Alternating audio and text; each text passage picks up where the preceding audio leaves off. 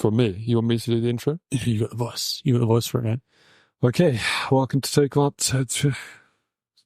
Okay, welcome to Total Anecdotal, one of the most difficult to pronounce podcasts ever made.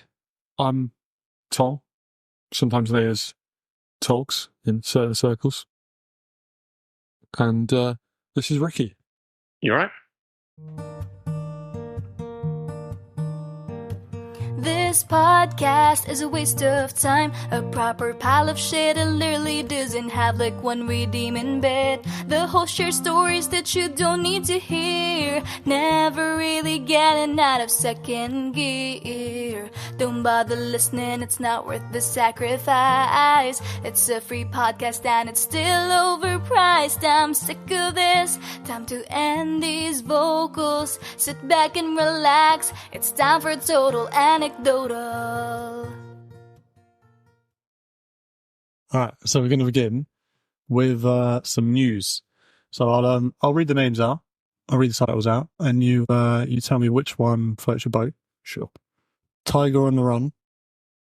That's got me already, yeah. I love tigers. Double or Nothing. And You Can't Be Serious. How's B spelt? It's BW, mate. Oh, that's an excellent play on words. Alright, so you're a doctor, Tom. Yeah. You tell me what's the best way to detect COVID-19? With swab. Wrong. The answer is through bees licking you. Sure. Do you agree or disagree before you hear about the article? Well, I mean, do you agree or disagree? there's sort of like, Do you agree or disagree? I didn't want to disparage anyone else's scientific findings, but it sounds like codswallop. All right. That's out. So the headline reads, bees in the Netherlands trained to detect COVID-19 infections. Dutch researchers have trained bees to identify samples infected with COVID-19, and they think this could cut waiting times for test results to just seconds. And what do you have to do to find this out? You've got to have a little bees on you. I'll go through the article. Because there's a lot to unpack here. To train the bees, scientists in the bioveterinary research laboratory at Wageningen, I'm probably butchering that, Wageningen University. Yeah. They gave the bees sugary water as a reward. So apparently bees like sugary water, makes sense. Getting that as a reward after showing them samples infected with COVID-19. So they would get no reward after being shown a non-infected sample. Okay. Right. Bees were able to spontaneously extend their tongues to receive a reward when presented with an infected sample. Right. So you show a bee a sample, whatever that is, Right. a sample with COVID-19, and they stick their tongue out for a treat. Right. Right. How do you replicate this in real life? We're not there. We're not at the breakdown stage. All right. So, Wim van der Poel, professor of virology. Sure. Professor of virology. Yeah. Who took part, said, we collect normal honeybees from a beekeeper and we put the bees in harnesses. What's his name again? Wim. It's WIM. So Yeah, it's Vim. yeah. So they grab the bees, they put the bees in a special little bee harness, and then they give them sugar water. But Dirk de Graaf, a professor who studies bees, He's a TB expert. said he did not see. Yeah, Dirk de Graaf, a professor who studies bees, said he did not see the techniques replace more conventional forms of COVID-19 testing in the near future. So maybe long term is the bees in the harnesses. He said, it is a good idea. What are you laughing at what he's going to say? Just not this in particular. What? I mean, this Vim guy spent too long indoors, hasn't he? This is, this guy's reaction is like your reaction at the start of the article when you said you don't want to shit on other people's ideas. You're trying to be respectful. Yeah. But, so Dirk has this to say. Right. It's a good idea, but I prefer to carry out tests using the classic diagnostic tools rather than using honeybees for this. I am a huge bee lover, but I would use the bees for other purposes than detecting COVID-19. Yeah, like making honey. And that's from a bee fan. The technique of insect sniffing, as it's known, was effectively tested by the US Department of Defense to detect explosives and toxins in the 1990s. Moths, bees and wasps were used for safety purposes to detect explosives as well as for medical diagnosis. Well, why stop there? Why get them to detect? Why not get them to treat COVID-19? Why not get them to run the hospital? The bees, Yeah. do a bloody better job than these lot, eh? Well, yeah. I mean, that's absolute bollocks. Who in their right mind is going to just unleash an army of bees? So, I'm not sure how they use this. Do they release the bees into the wards and just, Yeah. and then, I come in there, you're in a fucking bad mood because you're half dead with COVID. yeah, You're feeling shit. You're like, I've definitely got COVID. Everyone in the house, all my family have got COVID, and I feel shit. I've had to come in because I feel awful. I'm in a really bad mood, Right. and I just want someone to help me, please. And then your doctor goes, "Stay there a second," and pulls out, I don't know, a paper bag, jar of bees just opens them into the room and closes the in your door. face. The beard of bees consumes you immediately. And if it's all over your face when he comes back in, The good yeah, you're right, you do have COVID. I was going to say, the good news is you don't have COVID. The bad news is you've suffered 123 bee stings to the eyes, face, and mouth. like, yeah, you're covered in bees now. We know you've got COVID. We were able to tell that within seconds of the bees hitting your face. Maybe that's what the harness is for. Maybe the harness is attached to a kind of leash, and it's almost like a pit bull. Like they're raring to go at you, innit? They're like, let me at him, boss. He's like, hold on. Gives you like a bit of the toe or something that you don't really care about. Bee goes up, has a little sniff. Oh, that's COVID. Little lick. And that's your diagnosis. The lick. I mean, you've got to be like... Yeah, absolute microscopic vision. Bee's tongue. I've never seen a bee's tongue, and I never would be able to with the naked eye. Maybe they have to strap you into a chair, lower the bee in harness into your eye, into your face area, and then zoom in with like 1000x microscope, some superpowered microscope, so they can see whether or not the bee decides to lick you. Vim basically spent too much time in his basement. Yeah. Double or nothing. So I'm thinking blackjack, some sort of gambling, some sort of bet gone wrong. Go for it. Bride leaves groom at altar for failure to recite multiplication tables.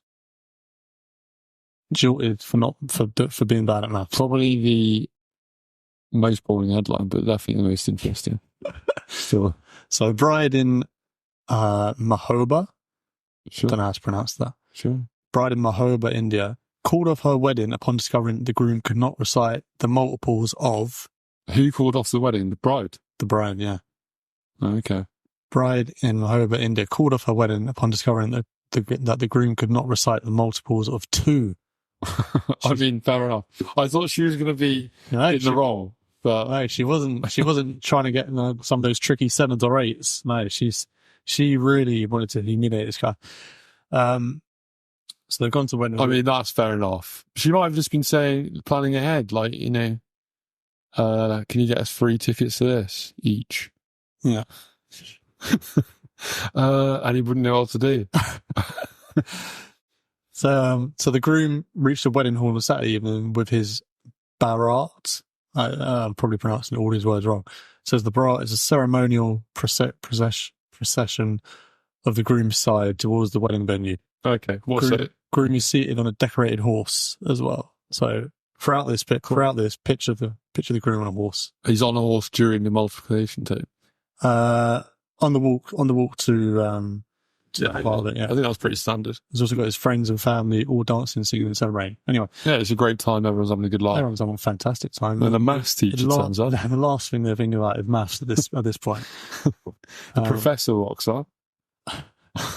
The bride, who was suspicious of his educational qualifications, asked him to recite Table of Two Wait. before the garlands could be exchanged. Is this Wait. I had sympathy for in the beginning, because if he can't do his 2 times table, what sort of bloke is it? But if you're suspicious of someone's qualifications, you don't start there. What was she going? You don't start at the 2 times table. Possibly she's working up. Can you do 2? Can you do 3, 4, 5? Or maybe she was like, do you know what? As long as you can do 2, then it doesn't matter. So the qualification she wanted was a primary school education. Not even that. Reception. This is from Newsweek.com, by the way. So I'll point that out. So she goes to the 2 times table. She goes to the 2 times table. All right. And just again, he's on this horse. It states that the walk is from his home to the venue. So imagine that he hops on his horse outside his home. So All his friends and family are clapping and singing and dancing, and he just feels he feels like the king of the world. Like he can't wait to get married. Gets to the altar, she's like, he's got a fresh trim. Horse 4 times 2. He hasn't got a fucking clue. So I'll see you later. I mean, they sound like they're made for each other. In a sense, sounds like a good match. Yeah. And it says on the altar, in front of all their guests, the bride tested the groom's basic math skills. The groom's failure made it clear to the bride. This woman's got absolutely zero sense of occasion. But, well, should she just lock herself in? Did he know this was going to happen? Well, it's an arranged marriage. I mean, I know he knows the wedding's going to happen. Does he know that the times table? Do you know he's going to have an exam? No, he had no idea. That's the best bit. He had no idea. No chance to revise. His family had lied about his education. Disappointed, she walked off the mandap and called off the wedding. She was firm in her decision that she could not marry someone who doesn't know basic math. And a cousin of the bride said the groom's family had kept us in the dark about his education. He may not even have gone to school. Groom's family had cheated us, but my brave sister walked out without fearing social taboo. The marriage was arranged. A strange end to the article, but Tribune India reports that the 2 families reached a compromise and agreed to return the wedding gifts. Just seems totally. If you could do it 5 times table. Yeah, the marriage was arranged, but they gave the gifts back. That's totally irrelevant. It's bad news and irrelevant news. Yeah. But yeah, I don't know who the arsehole is here. Is it her because she humiliated him on the altar in front of everyone? Yeah. Or is it him and his family for lying to her, saying he's somebody who he's not, and she's going to be in that marriage for life, and you want to have a good chance with the person, don't you? The sense of timing is horrendous. I mean, surely there's another way to do it. Even just ask him the same question, but off altar. Just be like, it's going to take 10 minutes. Just send him a letter. Just ask him, or just do it a bit more subtly. Maybe she sent a letter, you couldn't read it. Or maybe a bit more subtle. Just when he turns up, just how long would it take to get here? And 10 minutes, whatever. And you go, she's like, well, what if you have to get here and back?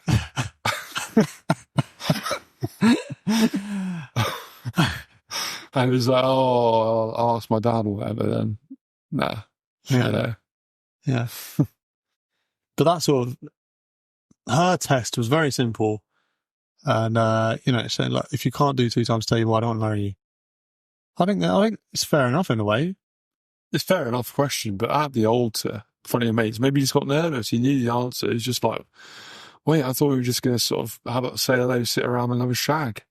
I wasn't expecting to go back to school. I don't think arranged marriage, you'd just be looking for a shag. Yeah, but you're thinking that's how that's a real commitment for one shag. Yeah, but you've definitely got an itinerary. Yeah. There's one thing I know about Indian weddings. There's a couple of things. One, they're expensive, and two, that there's a very clear itinerary. Yeah, well, It's quite they might not organised. seem expensive when you can't read the bill. Oh, there's lots of zeros here. And he gets the price for the dinner. It's like, yeah, that's for the groom side. And it's like, oh, but how much would it be for the bride and groom? Oh, just double it. Yeah. How much to buy? I reckon. Okay, what number would you go for? What times table would you think would be the right one to go for? 7. 7 is a I tricky was going one. to say 7, yeah. No. But the 2 times table.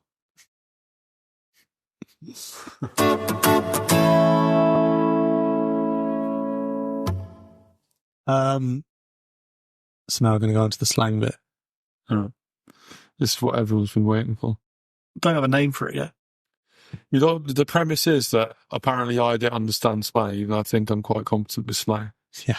But Yeah. London slang, maybe not. Yeah. I'm assuming this is mainly London slang. Yeah. Yeah. So it's just a chance to humiliate me. Yeah. And my lack of street cred. So Tom, you'd say you're pretty down with the kids, wouldn't you? DTK. DWTK, yeah. BTK. Down with the kids, DWTK. DWTK. So it's one of those abbreviations that doesn't abbreviate. Yeah. I think that sums up everything perfectly. So each week we're going to run through some slang words. Sure. I'll give you the word and an example. Sure. You have to tell me what it means. All right. And we'll see how well you do. Well, you give me a sentence as well. I'll give you a sentence. Right. If there's any debate, it will come down to the definition on Urban Dictionary, the highest rated, Sure. because that's the source, really, isn't it? All right. So you ready for your first word? Final word. Yep. First word is twos. TWOS. See, so that how this means. Do you need an example? Or are you going straight for the kill? Tease me up, bro. Tease me up with one of them, one of those spliffy spliffs. Oh, I think he's got it. So what is it? This way you share something, isn't it? Spliffy spliffs. This way, it's actually, I was going to say it's where you share, but it's actually where you take something off someone in a sort of. Oh, he's going super specific here. Go on. Well, it's just a way of taking something off someone. They probably didn't really want to give it to you in the first place, but you say it in a cool way, and that makes everyone do what you want. All right. I didn't know which direction you were heading, but fucking slang. But I have to fully agree. Oh, that's bang on the money. So the definition we've got here is to give someone twos on a cigarette is to smoke half of it, then give them the rest to finish. Yeah, and normally they want to. It's just they probably said it in front of a group of people. Yo, buddy, bro. I mean, the words that you put in surrounding the attempted slang are so embarrassing.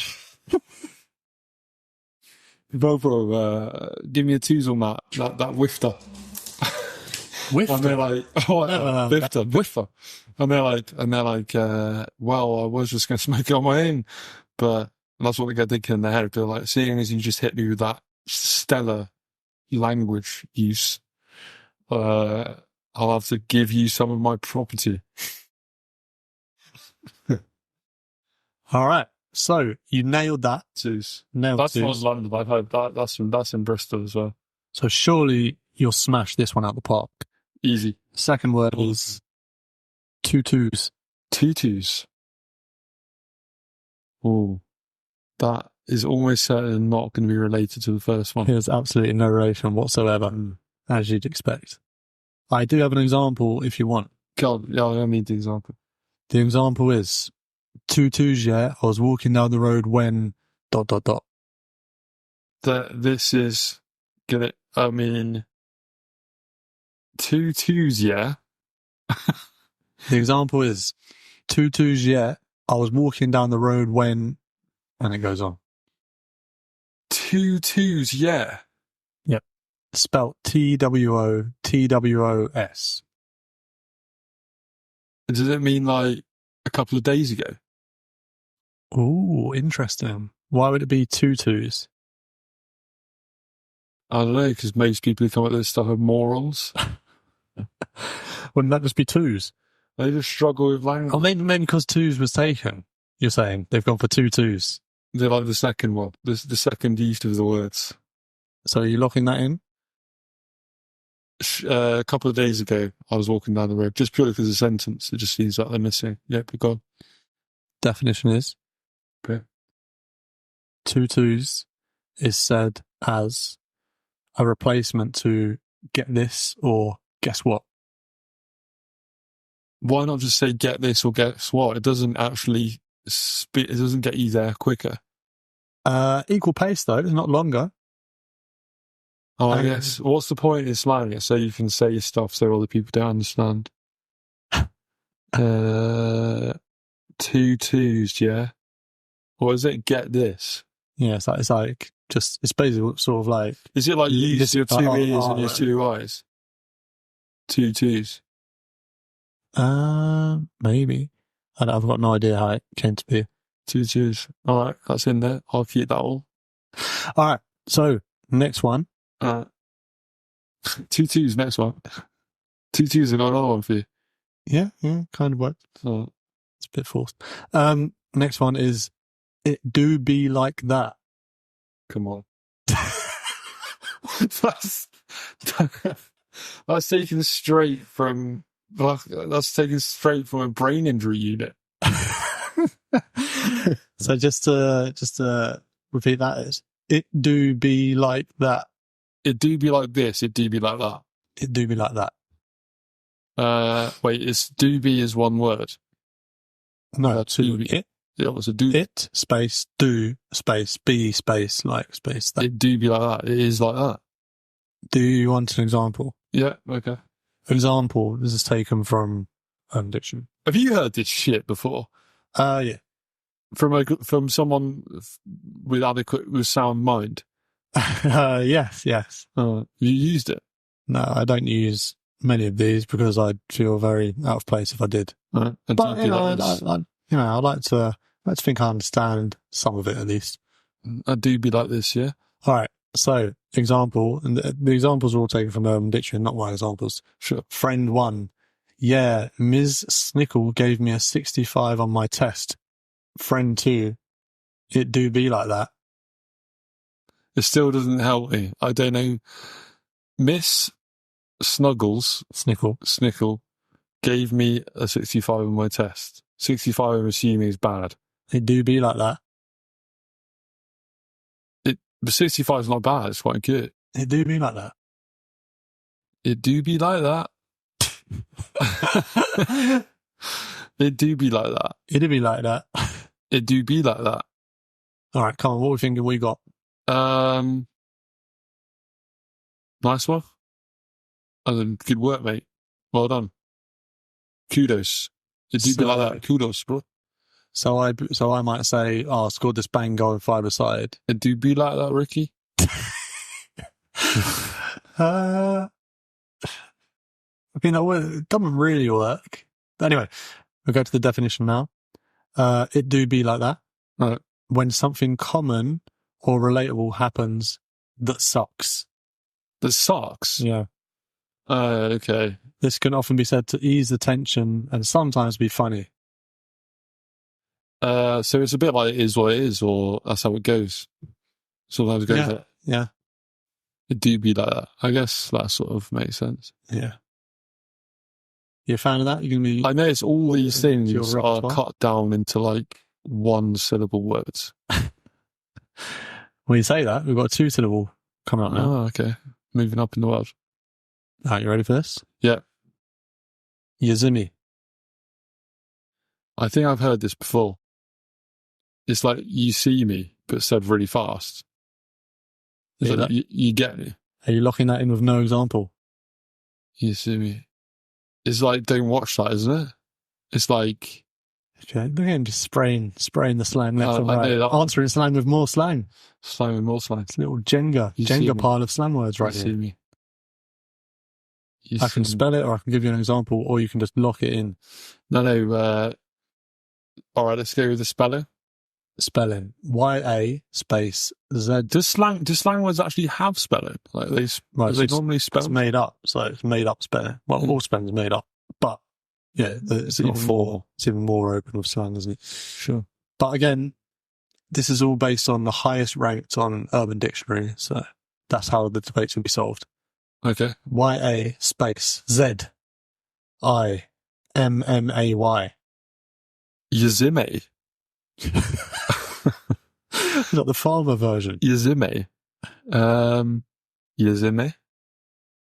I think it means like check me out. Check what I've been doing, my man. Check me. There's only two of us in the room, and that was hard to watch. And his little hand movements. Isn't it? Right, I'm going to lock that in for you. And do you give me an example? So you locked in now. Sure, I'm locked in. I've said check me out. Yeah, the example is I'm gonna hit that girl up. Yazemi. You get me. It means you get me, doesn't it? The definition is you get me. Yazemi. On the nose, mate. Lovely stuff. I'm gonna what that girl up? What?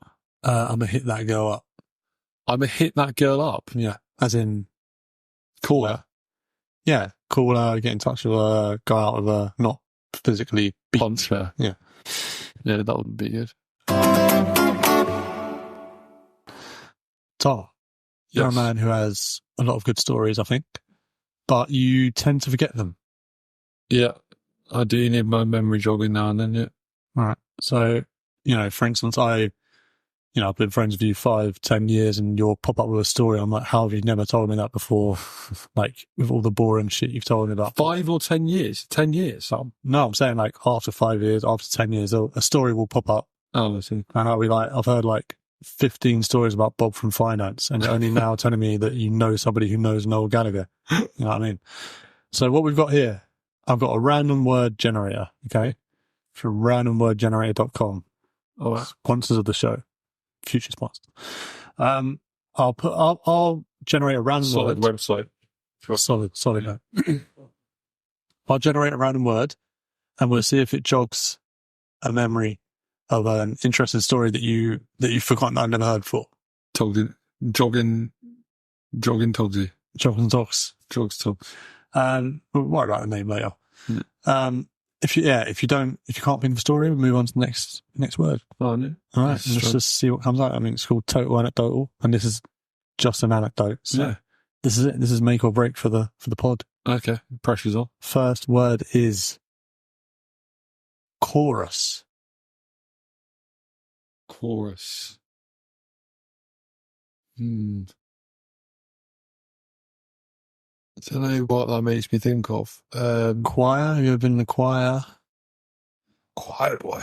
A choir boy compared to me. Choir boy. I haven't, but I did go. I mean, have you ever got on stage and had a little sing song, anything like that? Ooh. No. Right. This is quite funny.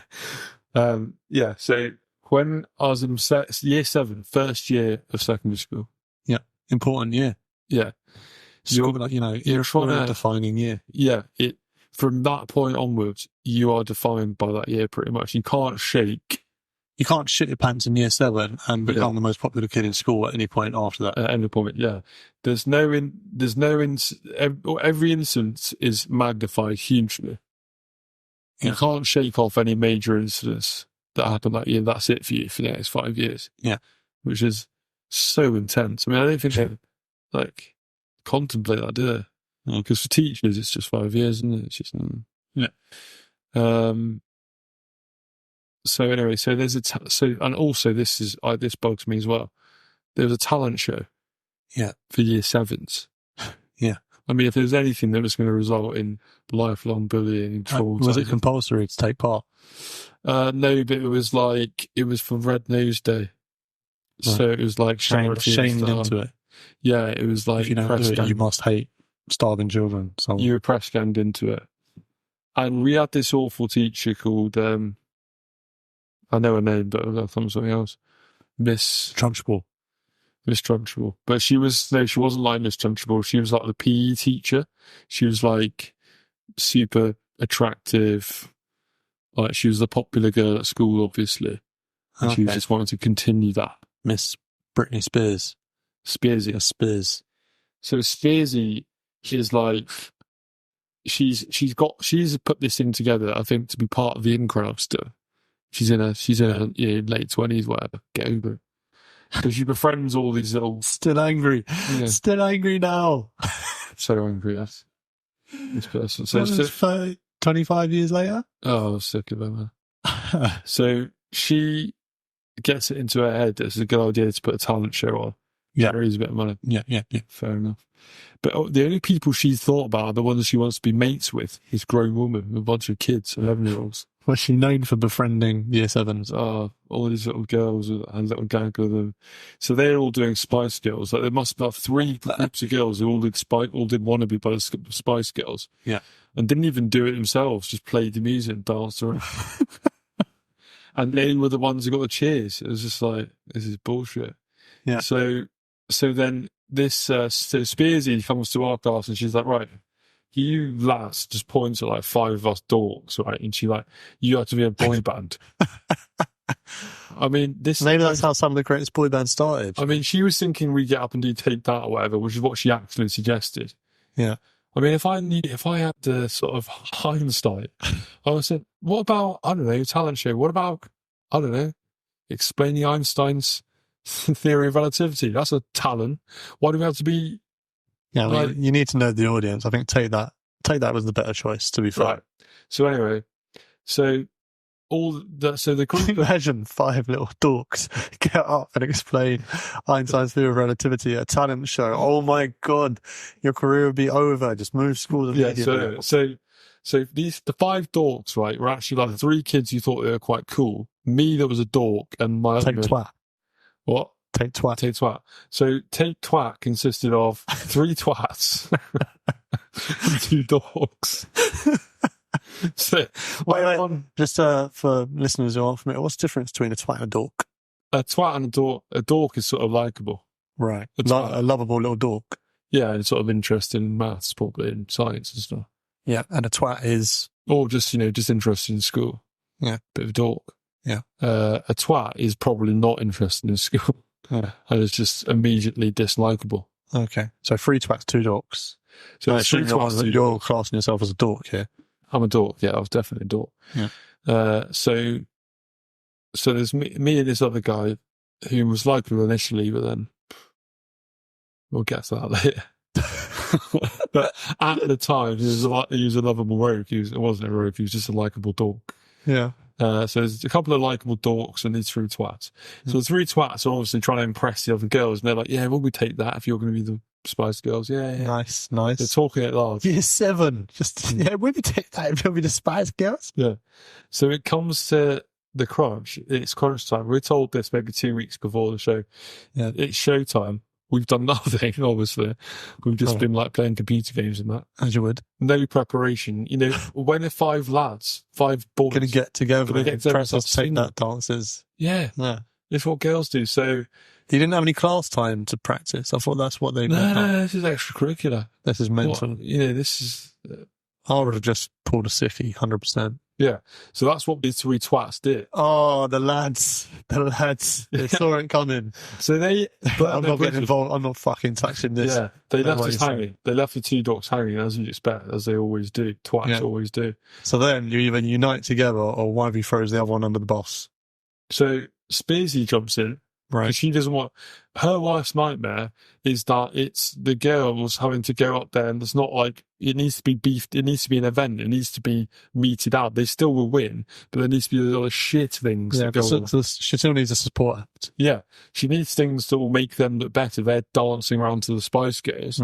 Look a bit better than a couple of girls dancing. She wants it to look like there's fierce competition, and this is a must-win event. It's like, yeah, these girls dance around to the Spice Girls, yeah, and it's tough to decide who will win, but at least they're better than these 5 twats. So 3 twats and 2 dorks. Yeah, 3 twats and 2 dorks, but now only 2 dorks. Yeah. So, and it's like... The boy band split up before their first performance. And we're hours doing the curtain call here. It's like, it's time's ticking away. Yeah. So Smears is like, right, you and you two dorks need to do something. This is our teacher speaking. Yeah. PE teacher. I'm like, Did she call you dorks? no. Oh, that would be She's like, fantastic. she didn't know our names, obviously. She was like, yeah, you two. It's the biggest insult of all. She was angry at us. Yeah. She was angry at me and the other dork because the Take Twat thing had collapsed. She took it out on us, the two surviving members of the band. Yeah. Who were sticking. Well, you two are like, what, drummer and bass? Like, she doesn't give a shit about you. Yeah. She wants the two guitarists and the lead singer. I'm thinking at this point, yeah, we're still touring here, Speezy. You know, we're not giving up on this dream. Yeah. And she's like, no, you can't go up there and sing because you guys obviously be rubbish. Well, none of the girls were singing. Just press play and he danced around and made some movements. So far, it sounds like she's got you off the hook. So I've got no idea how this is going to end up. She made a suggestion. Right. Her suggestion, you've got to bear in mind, the people watching the talent show was probably her and one other teacher and then 300 kids. Right. So it's not like a group of is that just the year sevens or is that other years as well? No, year 7, yeah. Yeah. That was a big school. So 300 kids are there. There's no parents. There's no one who's going to be like, you know, cheering despite it being terrible. It was, and there was one kid at the front who grew up to be quite a nice guy, but in year 7, he was the kid who had the most mouth. You should say the smartest stuff. The most tail in half. Yeah.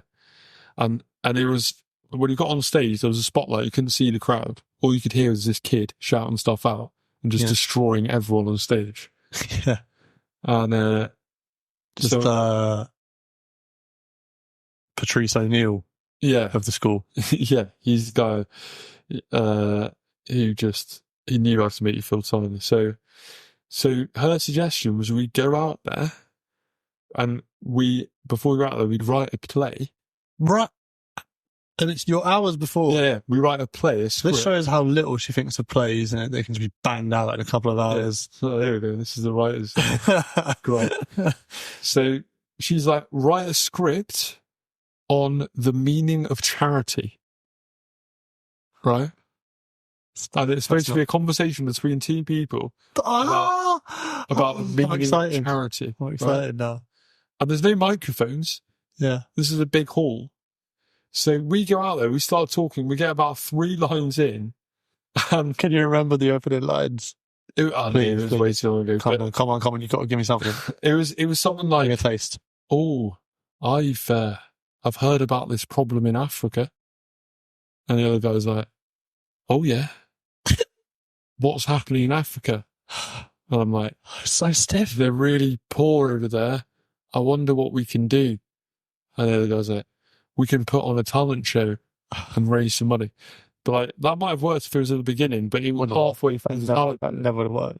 Horrible to listen to. And that was only it was awful. It felt awful saying it. We didn't really even rehearse it. We just walked out and started. Yeah, it's two dumb kids trying to come up with some bullshit. So we go on stage and 3 lines in, and straight away this kid, we're cool. This is the other dork, yeah? This is the Patrice. This is Patrice. This is Patrice. Let's just call him Patrice. Oh, yeah. So Patrice is like, within 3 lines, he goes, "This is shit." There's teachers there and everything. So dark. Oh, the teachers must have cracked up, man. This is shit. I remember it so well. This is shit. 2 lines later, give up. Oh, we did. Oh, he's absolutely done you a favour there, mate. Yeah, I mean, it was painful to listen to right now. So yeah. I still remember. I don't remember any of the lines properly, but I still remember really clearly from the darkness. This is shit. And yeah, that was it. That was year 7. Monkey. Oh. Yeah, you ever know anyone that had a monkey as a pet or anything? Michael Jackson style? Ross from Friends. Ross and Friends, yeah. Yeah. I reckon a monkey would be the ultimate animal that's like, you think about it and you're like, this would be so cool to own a monkey. And it'd be so fun for like 2.5 minutes. And then it would be a nightmare. Reality hits. Like a dog is difficult to maintain, look after. I don't know, but at least like, you know, most animals, Where is my monkey? Where is it? When you go to bed, you know where the dog is. You know, like there's a couple of spots in the house where the dog's going to be. Yeah. Where the fuck predictable. Where's the monkey going to be? But most pets are pretty useless. At least a monkey, I reckon you could teach him a lot of things. You know, he'd be a little buddy. You could help out around the house. Maybe play pranks on people. No. That's my impression of monkeys. He'd be like a terrifying little human. Accurate. He sat on the stove when you get up in the morning, or climbing through the attic, or you know. So like it'd be horrible. A menacing presence you're picturing. Yeah. But you wake up in the middle of the night. You got a dog, right? You wake up in the middle of the night. Yeah. You feel something getting onto your feet. You think that's not the dog. Dog's always in one or two spots. Know exactly where he is. No, that's how you ain't just a dog. Dog comes in the room and gets on your bed. Yeah. And you wake up a little bit, you're half asleep. You know it's the dog even if you're half asleep. Yeah. If you wake up and see a little human face looking at you, but really, really small human scrunched up face. Yeah. And really nimble. Yeah. You're going to shit yourself every time. But you won't get used to it. The monkey's pretty clever, you know, so he'd know not to come and stare in your face and grab you, wake up, and make you shit your pants. What? It's happened to you before? A monkey has woken you up. You've woken up and there's been a monkey just snarling in your face or grimacing. You're trying to exaggerate it, but that's exactly what's happened. I'm not trying to do anything, mate. I was just talking. You said that's happened to me. Go on, let's hear it. All right, so this is the first time I do. Went to India. Yeah. When I was 18, when I was 18. Yeah. And we were staying in this hostel in a place called Varanasi, which is on the Ganges. Right. And it was quite a cheap little hostel. And it was next to kind of like a building site where there was loads of monkeys. Were they working on the building site or were they just hanging out? They were just hanging out breeding, mainly shagging, it seemed like. Shagging and sort of jumping around. Shagging monkeys. And we were sort of getting a bit like, some days it was quite hot and that we just sat around in this balcony looking at these monkeys. But the monkeys, they kept like running over and stealing all your shit. Anything that was shiny, they'd just pick it up. I've seen videos of feeding monkeys, grabbing something. Yeah, they'd be constantly stealing all the salt and pepper shakers and like sunglasses, all that stuff. Yeah. They were a nuisance, basically. They're paying you off. Like, like I said, the novelty wears off 2.5 minutes. Like, it's cool looking monkeys. Then your sunglasses are gone. Yeah, the novelty wears off so quick. Do they wear the sunglasses after they nick them? Or no, they just sort of bite them and chuck them around. Yeah, just want to disrespect your shit. Yeah, again, it's quite funny to see it. And then you're like, no, they keep stealing my stuff. Yeah. So, obviously, this was a new thing to us, but the guys who worked there, they were used to it. They had the system. So they basically like fashioned these really powerful catapults. And they like, so we're like saying, it's like an episode of The Simpsons. So we're like saying these monkeys are a nightmare to this guy. These guys, they come out of these catapults with rocks and start firing rocks at these monkeys. Yeah, a bit strong, you know. They're very steaming sunglasses. It was intense. It was obviously animal abusing it. But anyway, so they fire a few rocks at these monkeys, and the monkeys bugger off for a bit.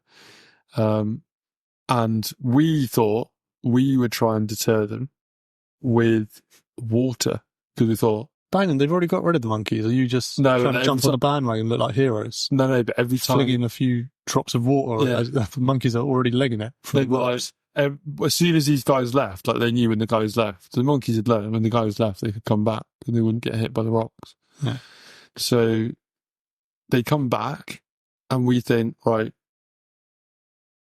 let's just chuck a bit of water at them, see if that'll make them go away. Right? It turns out, if you throw water at a monkey, they go fucking mental.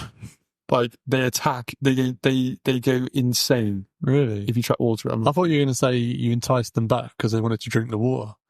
No, we flicked a bit of water at a group of these monkeys, and all of them, like, from, we're talking about 20 meters away in about half a second. Yeah. They were flying at us, and we just retreated into our room. The door was like, there's a door and then like a mesh door, so you could see out. Yeah. And they were banging on the mesh, trying to get in. So we were just locked in this room. Open up, cowards! Yeah, they were meant to. These monkeys are tiny as well. They were absolutely bonkers. Yeah. So we stayed in our room and we just head out there. Eventually went to sleep, and I'm deep asleep, and something just woke me up, a little sound or something, and the room is completely dark except for this doorway is letting in a shower, like a. I only just remembered what this story was leading towards, and now I'm excited. So the room's completely dark or whatever because we're sneezing in the afternoon, but there's a shard of light coming through across the main part of the room, across the floor. I look up, I see the shard of light first. I follow the shard of light in. At the far end of the shard of light, in the middle of the room, is this monkey on his own, staring at me. Just the one. Terrifying. Yeah. He just stared at me, and I stared back. Just had a stare down from the chimp. Well, I was terrified. He was ready to kill me. Yeah. How do you know he was ready to kill you? The look on his eyes, look on his face. Just they've got human faces. He was. If I hadn't woken up there, he would claw you to death. Yeah, claw my eyes out, definitely. Yeah. So then what? Did he just like? See, he saw that you woke up and he just fucked off? No, I screamed like a little girl. I went mental. And he ran off there. He screamed? What, you screamed intentionally for help, or you screamed? No, I screamed from terror. That's brilliant. And what, the hotel staff ran up and scared him out or something? No, the loud noise, he wasn't expecting that loud a noise, and he ran out. Maybe he just came in peace, and he was like, "What are you doing, mate?" Maybe he came to apologise for his brothers and sisters. They obviously sent in a scout. He was out for blood. So did you manage to get back to sleep after that, or was it a write-off? No, I was terrified. Up all night? I secured the door more, spent a bit of time doing that, and then they never came back. Oh, don't fuck with the monkeys, mate. Territory is marked. Territory is marked. We left the next day.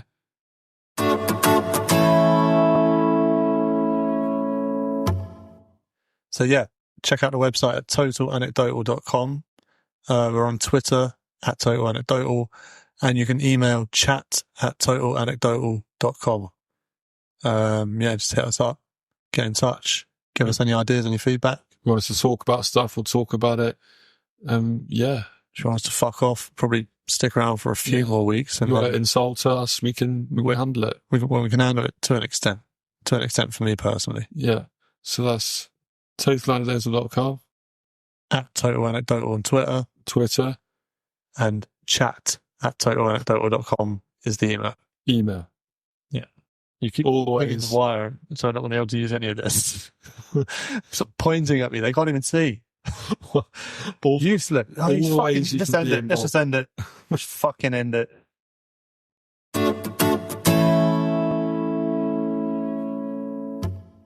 Oh, did you enjoy that? Are you desperate for more?